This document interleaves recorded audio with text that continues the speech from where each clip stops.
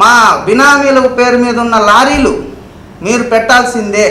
పెట్టకపోతే మీ లారీ కృష్ణపట్నంలో తిరగదు, కాల్ చేస్తా, నీ కాళ్ళు ఇంచేస్తా, నాకు అడ్డం వచ్చావని నన్నే అన్నావు. నువ్వు గుర్తుపెట్టుకోండి సోమిరెడ్డి గారు, బాగా అర్థం చేసుకోండి.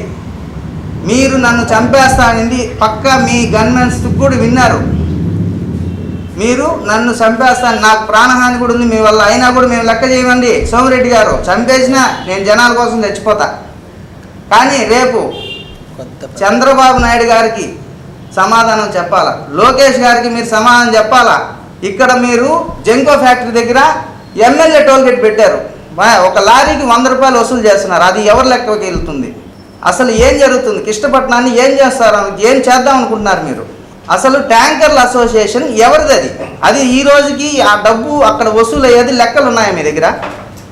65 లక్షల రూపాయలు మీరు అక్రమంగా నెల నెల ఇంటికి తీసుకెళ్తున్నారు.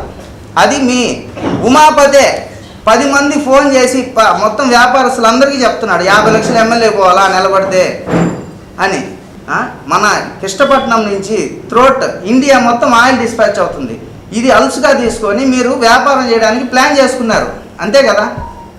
నారా లోకేష్ గారు ఇవన్నీ మీరు ఎంక్వైరీ చేయాలి.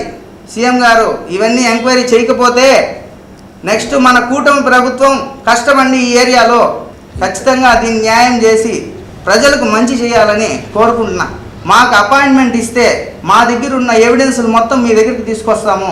అక్కడ కృష్ణపట్నం పోర్ట్లో ఏమేమి జరుగుతున్నాయో మొత్తం ప్రూఫ్లతో కూడా మేము పెట్టుకున్నామండి. ఈ ఉమాపతి అనే అతను మొత్తం ఫ్రాడ్ చేసే కాకినాడలో దెబ్బలు తిని కృష్ణపట్నం వచ్చాడు. ఇక్కడ ఈయన వైసీపీలో ఉండి టీడీపీలోకి వచ్చాడు. టీడీపీ ఎమ్మెల్యే కింద ఉండి డబ్బులు సంపాదించి తెల్లారితో వస్తే 10:30కి సాయంత్రానికి 15 నుంచి 20 లక్షలు ఎత్తుకొని స్కార్పియో ఇన్నోవాలో ఎమ్మెల్యే గెస్ట్ హౌస్కి వెళ్తాడు. గెస్ట్ హౌస్లోనే ఇతను బస.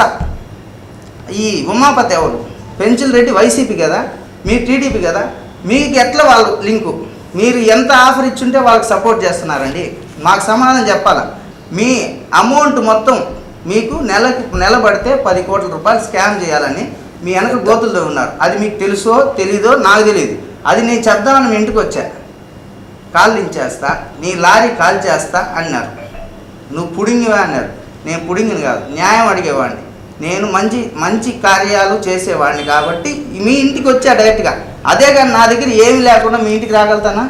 నేను తప్పు చేసేవాడిని అయితే మీ ఇంటికి వస్తానా? చెప్పండి.